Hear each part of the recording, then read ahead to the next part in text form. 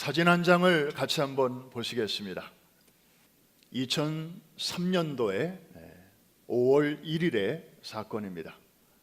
저 항공모함의 꼭대기에 보이는 배너 보이시나요? Mission Accomplished, 임무 완료.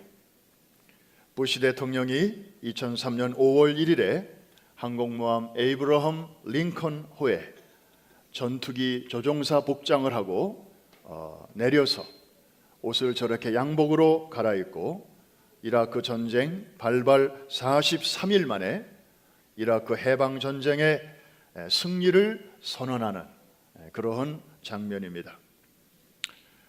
바로 저 선언이 있었을 때 온 미국 국민들, 특별히 사랑하는 자식을 전쟁터에 보낸 부모님들은 무척 기뻐했습니다. 그러나 그 이후에도 이라크 곳곳에서는 저항 세력의 여러 가지 그리고 공격이 자살 폭탄이 계속되었고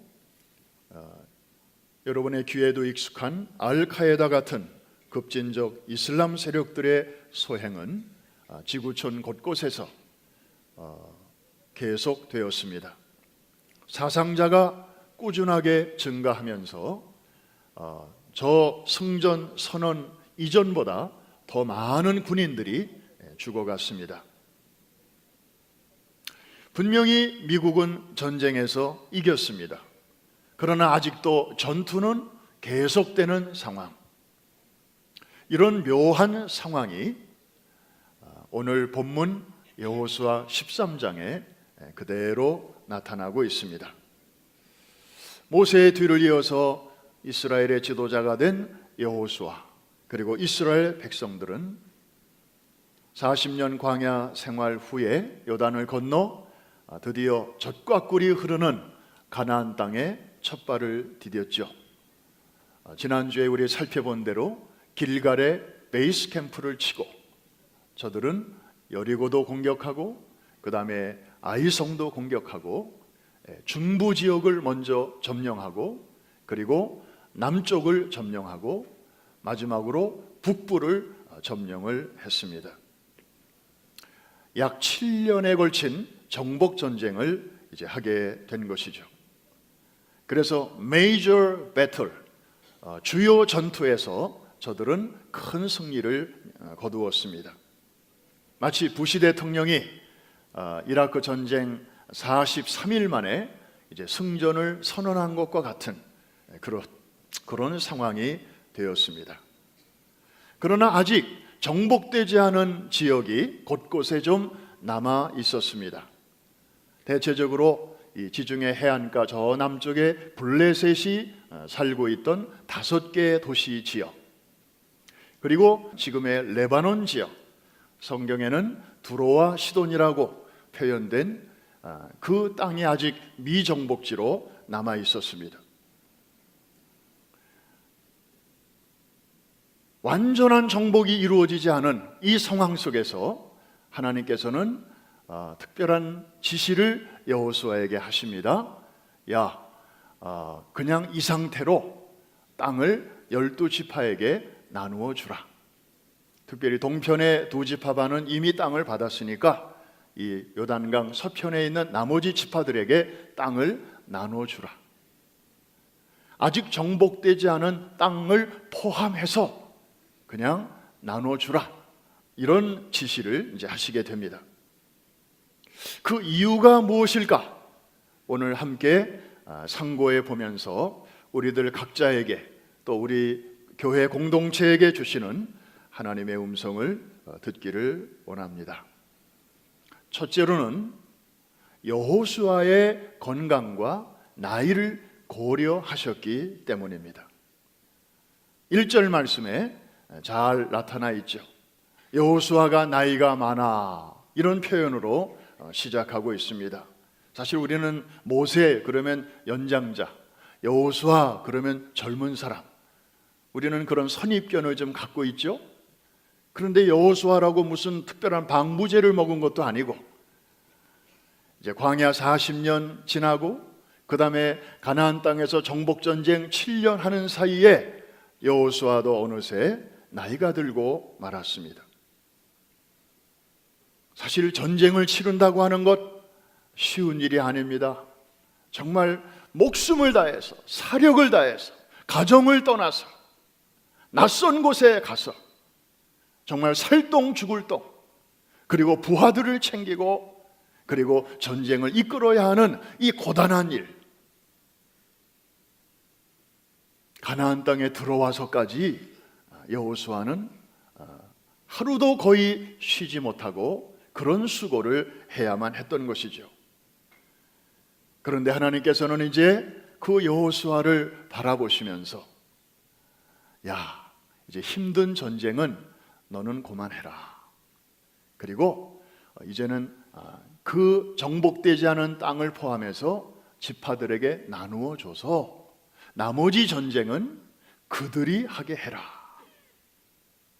너는 이제 전쟁터에 나가기보다는 텐트에 머물러 있으면서 나와 깊이 교제하면서 각 지파들에게 땅을 어떻게 분배할 것인지 좀 그런 일을 좀 해라. 하나님께서 이렇게 이제 교통 정리를 해 주시는 장면입니다. 사랑하는 성도 여러분, 우리는 오늘 이 사건을 통해서 굉장히 중요한 교훈 하나를 얻게 됩니다. 하나님은 여러분들을 어떤 방식으로 다루시고 인도하시고 여러분에게 어떻게 어떤 일을 맡기시는가 하는 것입니다. 우리는 지난주부터 새 회기년도를 시작했습니다. 지난해에 이어서 금년에도 같은 일을 하시는 분도 계시고, 또 금년에 처음으로 새로운 일을 맡으신 분들도 계십니다. 아마 좀 이렇게 오늘도 제가 성가대 잠깐 예배 전에 들렸다 왔습니다마는 거기도 보니까 새롭게 일을 맡으신 분들, 우리 장로님을 포함해서 또 성가대장, 그리고 이제 각 구석구석으로 들어가 보면 새로운 직분자들이 많이 계셨습니다. 여러분, 하나님이 교회를 통하여 여러분에게 이 일을 맡기실 때 원칙이 있습니다. 그냥 아무렇게나 되는 대로 그냥 마구 맡기시지 않습니다. 하나님은 우리가 청년일 때에 노년의 일을 맡기지 아니하십니다. 할렐루야. 그리고 하나님은 우리가 노년이 되었을 때에 청년들이 할 수 있는 일을 또 맡기시지 않습니다. 베드로에게 바울의 일을 맡기지 아니하시고 바울에게 베드로의 일을 맡기지 아니하십니다. 각 사람의 상황과 처지에 맞게 하나님께서는 섬세하게 그의 나이와 그의 건강과 그의 모든 환경을 고려하시면서 꼭 적합한 일을 맡겨주시는 것입니다. 우리 하나님이 얼마나 꼼꼼하신 분인지 그것을 보여주시는 사건이 신약성경에 군데군데 나오죠. 그 중에 하나가 유명한 오병이어의 사건입니다. 여러분들이 너무나 잘 아시는 사건이죠. 기적이 일어났습니다. 문제가 해결되었습니다. 배고픈 사람들이 이제 만족하게 되었습니다. 클라이맥스가 지나갔습니다.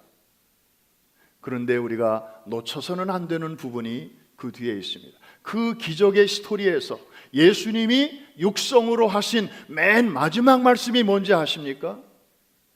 부스러기를 주어라 하는 것입니다. 아무도 거기에 관심을 갖지 않았습니다. 오직 주님만이 관심을 가졌습니다. 부스러기를 다 거두어라. 하나님의 은총의 흔적, 사람들의 관심은 큰 기적에만 있었지만 주님의 관심은 큰 것과 함께 작은 것에게도 있었습니다.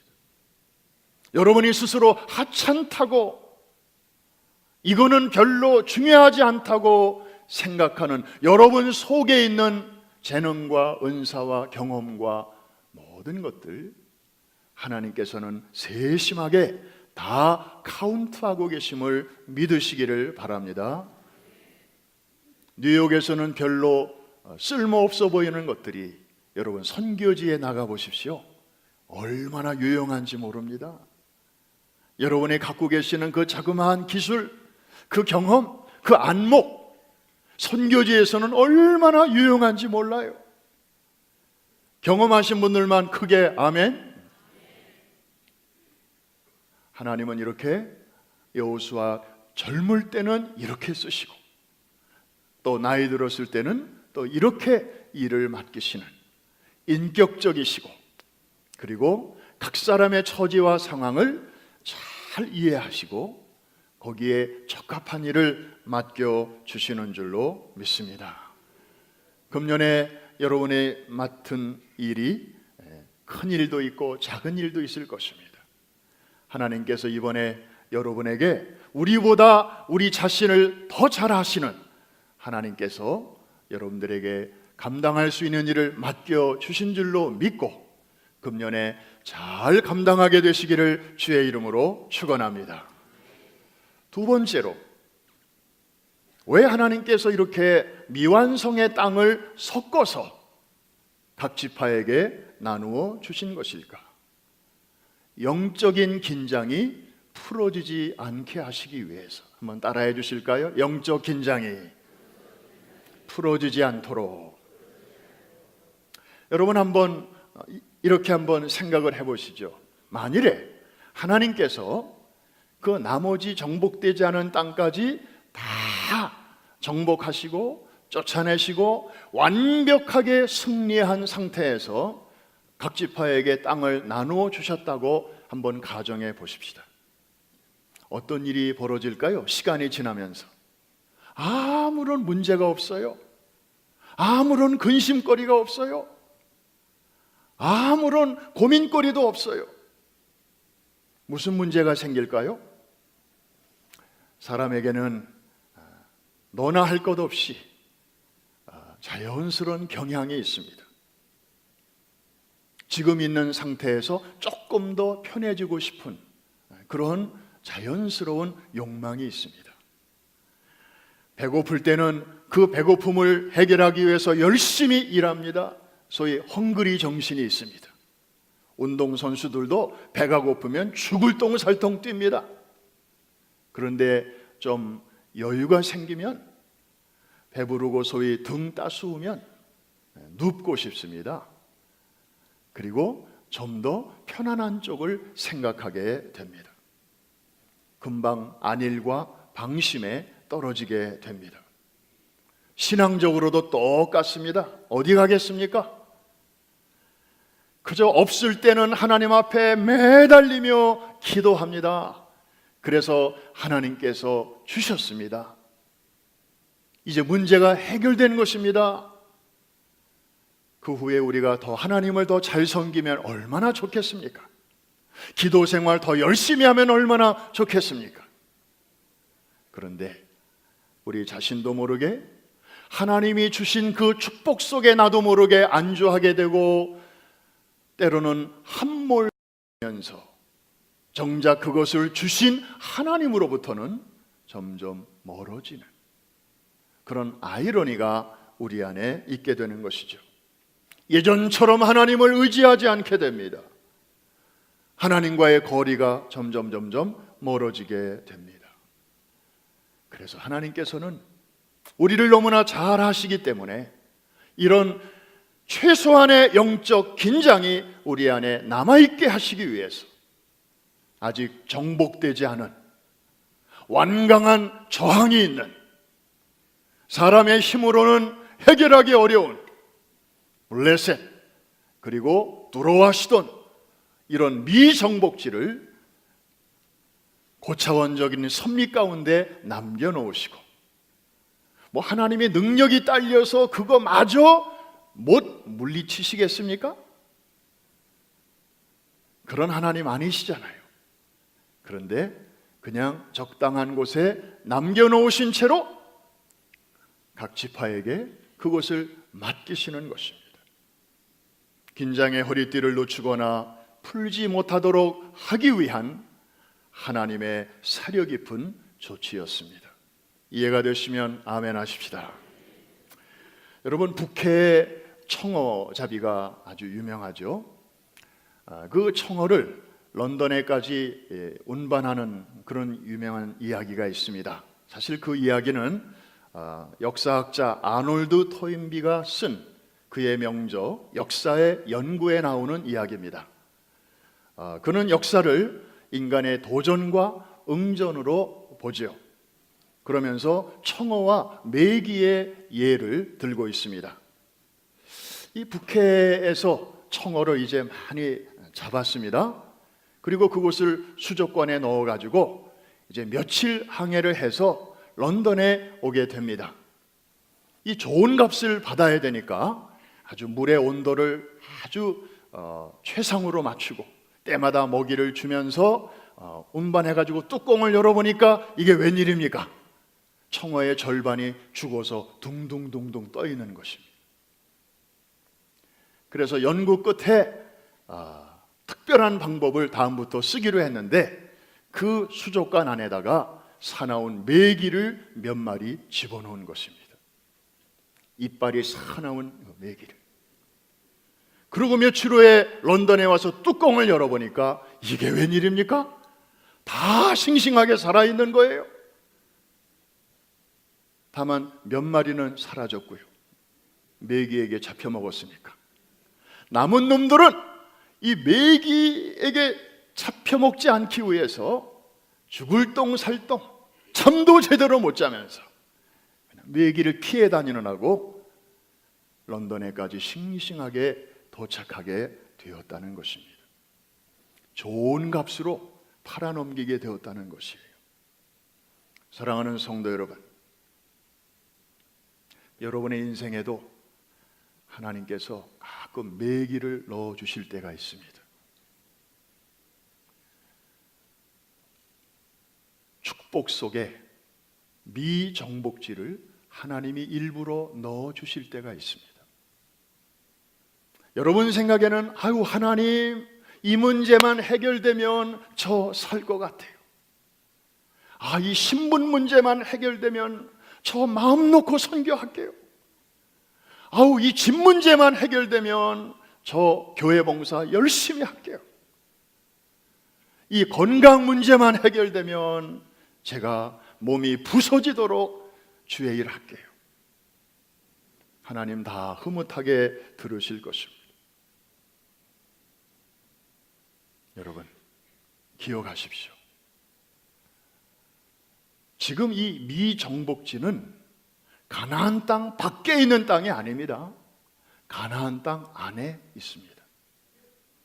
하나님의 축복의 땅, 약속의 땅, 젖과 꿀이 흐르는 아브라함 때부터 약속하시고 또 컨펌하시고 또 강조해 주셨던 그 약속, 축복 안에 있는 것입니다.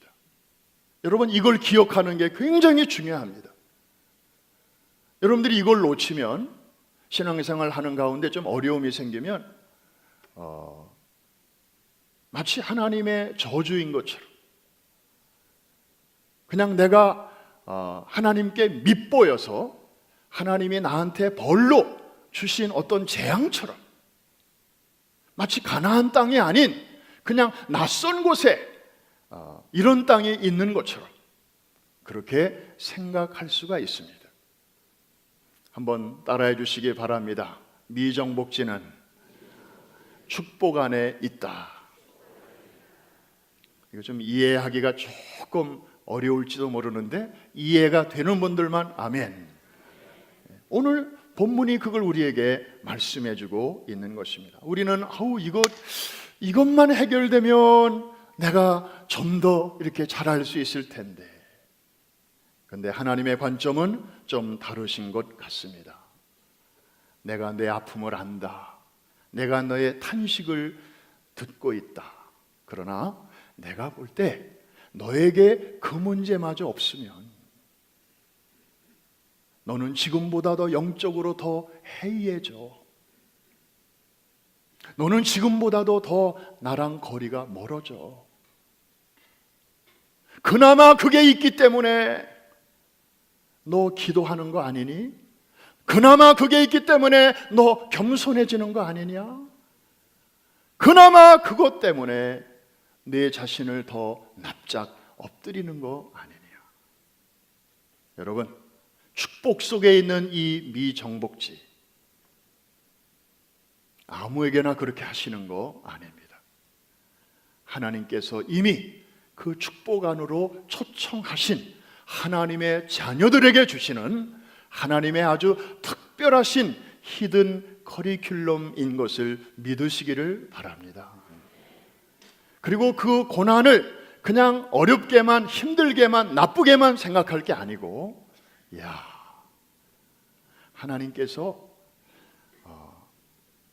나를 좀 더 자주 만나고 싶어 하셔서 나에게 데이트를 신청하시는 특별하신 방법이로구나. 나랑 거기서 자주 만나자잉. 거기서 자주 만나자잉. 하나님께서 초청하시는 겁니다. 여러분, 이걸 깨달을 때 미정복지마저도 여러분에게는 또 하나의 축복으로 다가올 수가 있습니다. 하나님의 사랑의 또 다른 표현입니다. 하나님인들 왜 우리에게 늘 좋은 것만 왜 안 주시고 싶어 하시겠습니까? 좋은 걸 주시고 싶어 하는 게 하나님의 본심이죠. 우리를 힘들게 하거나 우리를 일부러 아주 어려운 처지에 떨어뜨리거나, 이건 하나님의 본심이 아니에요. 진짜 마음이 아니에요. 그냥 하나님의 본심까지 이르게 하시는 하나의 과정이요, 통로이요, 수단일 수는 있지만 그게 하나님의 진짜 속내는 아니거든요. 이거를 예레미야 애가에서는 잘 표현하고 있습니다. 3장 22절부터 25절까지의 말씀 우리 같이 한번 읽어보겠습니다. 시작. 여호와의 인자와 긍휼이 무궁하심으로 우리가 진멸되지 아니함이니이다. 이것들이 아침마다 새로우니 주의 성실하심이 크시도소이다. 내 심령에 이르기를 여호와는 나의 기업이시니 그러므로 내가 그를 바라리라 하도다. 기다리는 자들에게나 구하는 영혼들에게 여호와는 선하시도다. 하나님이 우리에게 행하시는 일은 언제나 선하시고 옳으신 줄로 내가 믿나이다. 비록 미정복지가 내 삶 속에 들어왔을지라도 우리가 그 하나님을 찬양하고 나아갈 때 하나님께서 기뻐하시고, 그리고 하나님의 그 깊은 본심이 우리의 삶 속에 결국에는 아름답게 이루어질 줄로 믿습니다. 31절로 33절까지의 말씀이 바로 하나님의 마음을 우리에게 잘 전해주고 있습니다. 또 한 번 같이 읽습니다. 시작. 이는 주께서 영원하도록 버리지 아니하실 것임이며 그가 비록 근심하게 하시나 그의 풍부한 인자하심에 따라 긍휼히 여기실 것임이라. 마지막으로 주께서 인생으로 고생하게 하시며 근심하게 하심은 본심이 아니시로다. 우리 오케스트라에 바이올리니스트들이 많이 있습니다. 안 쓸 때는 현을 풀어놓습니다. 연주를 앞두고는 현을 단단히 줄을 조입니다. 그래야 거기서 아름다운 소리가 나오기 때문입니다. 영적 긴장이 풀어지면 아무리 열심히 연주해도 제대로 소리가 나오질 않습니다. 하나님의 관심은 우리의 인생이라는 악기를 통해서 정말 하나님을 영화롭게 하고 주변 사람들을 이롭게 하고 여러분 자신을 복되게 하시는 아름다운 음악이 나오기를 원하시는 것이 하나님의 본심인 줄로 믿습니다. 느슨해 가지고는 아무 소리도 낼 수가 없습니다. 아무리 비싼 악기라도 아무짝에도 쓸모가 없는 것입니다. 영적 긴장을 풀지 말게 되시기를 주의 이름으로 축원합니다. 세 번째로, 하나님이 어찌하여 이렇게 문제가 많은 미정복지를 포함해서 우리에게 나눠주시는가? 또 하나의 이유가 있다면 진정한 안식은 이 땅에서가 아니고 하늘 나라에 있음을 알게 하시기 위함입니다. 사람의 말이 무슨 필요가 있겠습니까? 이것을 성경 자체가 우리에게 분명하게 풀어서 말씀해 주시는데, 히브리 4장 8절과 9절 말씀 우리 같이 한번 읽겠습니다. 시작.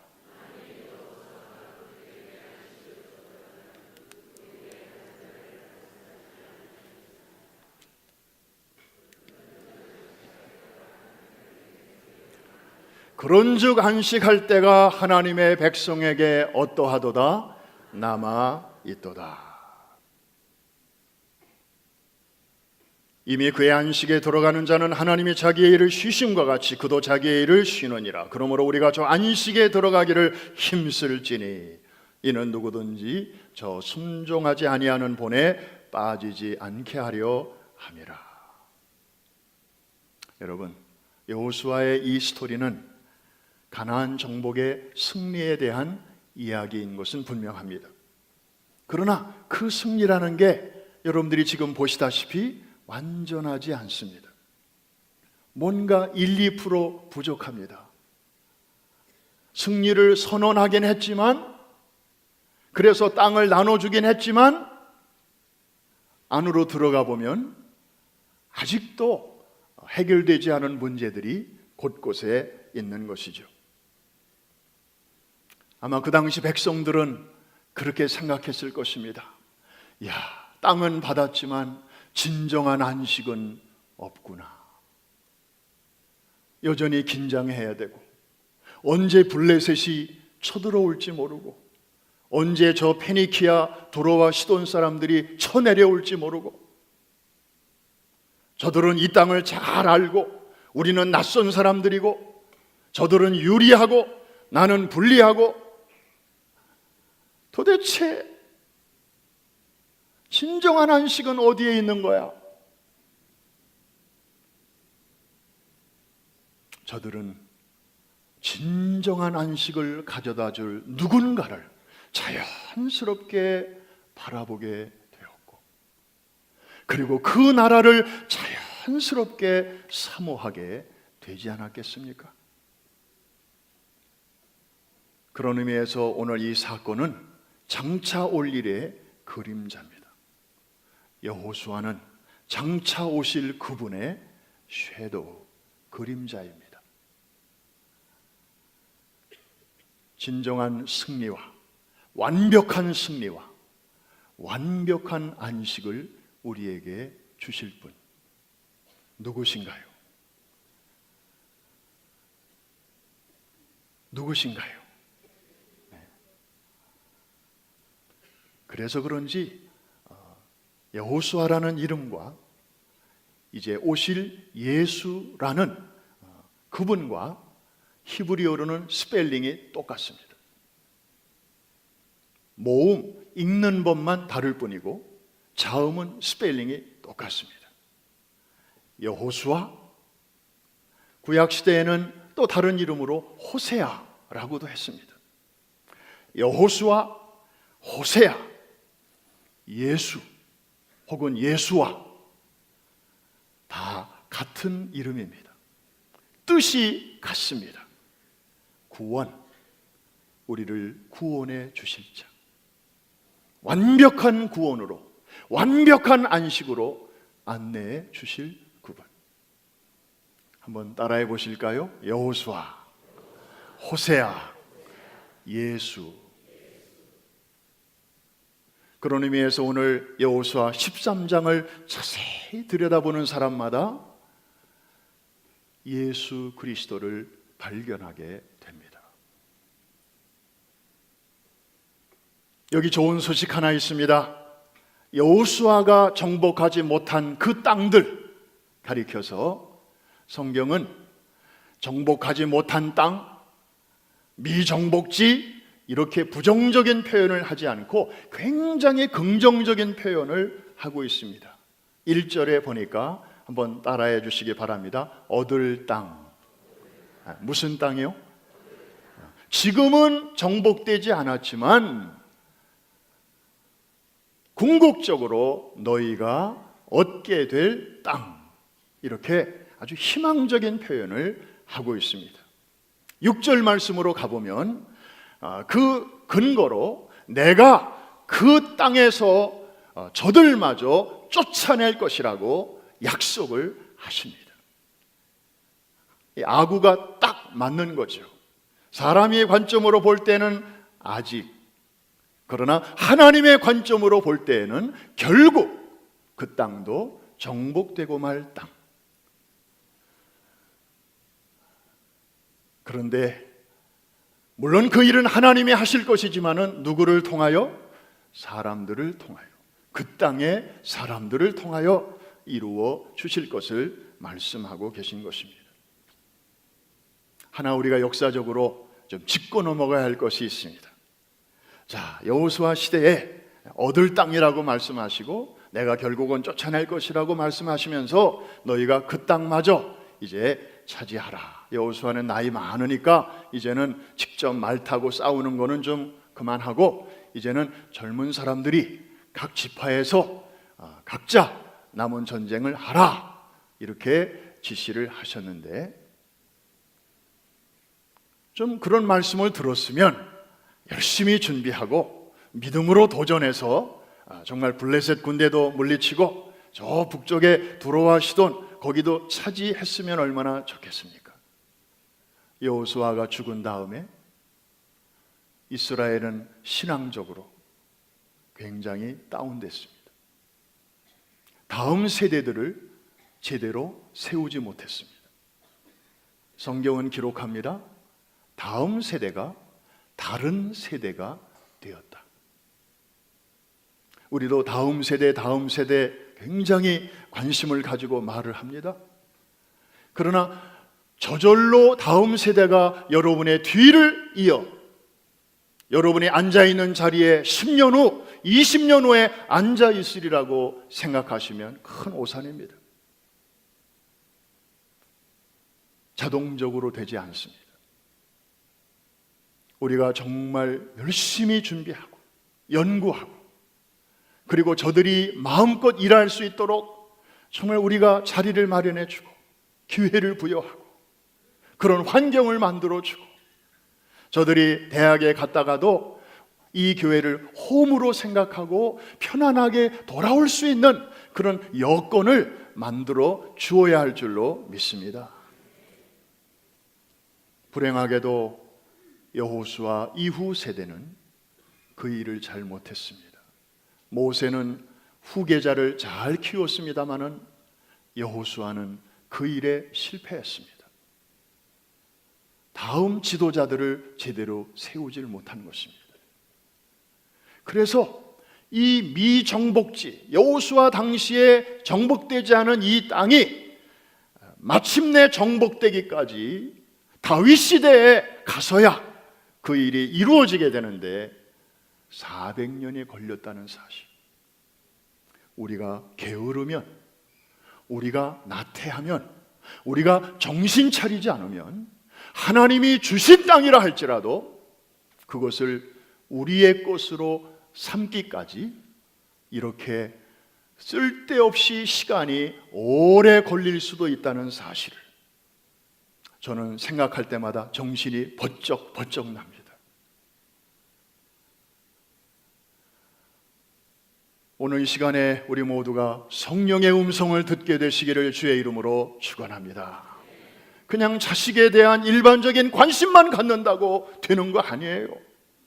총론적인 관심은 누구에게나 굳이 강조하지 않아도 다 있습니다.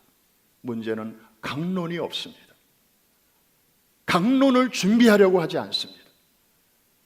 패러다임이 변치 않습니다. 그러니까 항상 구호로만 있지 다음 세대들은 별로 느끼지 못하고 있는 것입니다. 우리의 몫으로 하나님께서 이 정복을 남겨놓으셨습니다. 우리를 위하여 남겨놓으셨습니다. 우리가 끝까지 하나님을 의뢰하고 자만하지 않고 납작 엎드려져서 그 어려움 때문에, 그 문제 때문에 하나님과 커넥션을 잃어버리지 않도록 하나님께서 그렇게 배려해 주신 것입니다. 우리가 이 땅들을 마저 정복하기 위해서 우리가 살아있는 동안 열심히 준비하고, 그리고 애쓰고, 그리고 노력하고 힘쓸 때에 우리가 흔히 말하는 이 챌린지, 정복되지 않은 이 땅들은 마침내 하나님의 도우심으로 아름답게 해결될 줄로 믿습니다. 챌린지가 체인지로 옮겨가게 될 줄로 믿습니다. 오늘 이 말씀을 우리가 묵상하면서 여러분 개인적으로, 가정적으로 오랫동안 기도하고 애를 쓰는데도 잘 해결되지 않는 그런 문제들이 있습니까? 가족 중에 누가 유난히 오랫동안 아프신 분도 있고, 자녀들 중에 핸디캡도 있고, 그리고 재정적으로, 경제적으로 정말 오랜 세월을 기다리는데도 잘 해결되지 않는 그런 어려운 문제들도 있을 것이고, 어떤 분은 신분 문제로 말 못할 고민 안고 그저 숨죽이면서 살아가는 분들도 있을 것입니다. 또 어떤 분들은 인간관계에서 오는 그런 불편함 때문에 교회 오는 것도 편안치 않고 그냥 마주칠까 봐 겁나고 그런 분들도 있을 것입니다. 사랑하는 성도 여러분, 그러나 이러니 저러니 해도 우리는 하나님의 은혜 속에, 하나님의 축복 속에 우리가 예수 그리스도 안에 있다는 사실을 잊지 마시기를 주의 이름으로 축원합니다. 예수 그리스도 안에 너무나 아름다운 것들이 많이 있습니다. 예수님 때문에 우리는 구원 받았습니다. 예수님 때문에 우리는 하나님의 자녀가 되었습니다. 예수님 때문에 하나님은 우리를 더 이상 버리실 수가 없게 되었습니다. 그 안에 천국의 소망, 영생의 확신을 주셨고, 그리고 내 주변에 가족보다도 어떤 면에서는 더 가까이 지내는 이런 아름다운 성도의 교제를 우리에게 주셨고, 그리고 예수 안에서 우리 교회와 같은 참으로 주의 몸을 우리에게 주셨고, 우리로 하여금 그 부분이 되게 하셨습니다. 할렐루야! 이 어마어마한 은혜 안에 크고 작은 몇 가지의 문제들이 여러분 속에 있는 것입니다. 오늘 하나님의 도우심으로 그것을 바라보는 새로운 안목이 열리게 되시기를 주의 이름으로 축원합니다. 그것 때문에 기뻐할 수 있기를 바랍니다. 그것 때문에 감사할 수 있기를 바랍니다. 하나님의 본심은 너무 오래 우리가 그 어려운 자리에 있기를 바라시는 것이 아님을 여러분이 굳게 붙잡으시고 낙심하지 말고 믿음의 선한 싸움에서 무장을 너무 일찍 해제하지도 말고, 나 예수 믿었고 세례받았으니 됐다, 이제는 좀 편하게 살자, 그거 아닙니다. 오히려 우리가 예수 그리스도의 사람이 되었으니 하나님이 우리와 함께 하시니 믿지 않는 자들에게 본이 되기 위해서라도 더 열심히 일찍 일어나고 더 열심히 가게 일도 하고, 그리고 바깥에서는 4차 산업혁명 시대다 어쩌고저쩌고 하는데 도대체 세상이 어떻게 변화하는지 책도 좀 사서 읽어보고, 변화하는 시대에 그것을 미리 대비할 수 있는 통찰력과 예지력을 갖춰서, 남들은 그저 그 시대가 와서야 허둥지둥하지만 우리는 미리 내다보고 미리 준비하고, 그래서 시대를 앞서가시는 주님의 뒤를 따라서 우리도 뒤쫓아가는 사람들이 아니라 이 시대를 선도하는 귀한 프라미스 교회와 성도들 다 되실 수 있기를 주의 이름으로 축원합니다. 기도하겠습니다.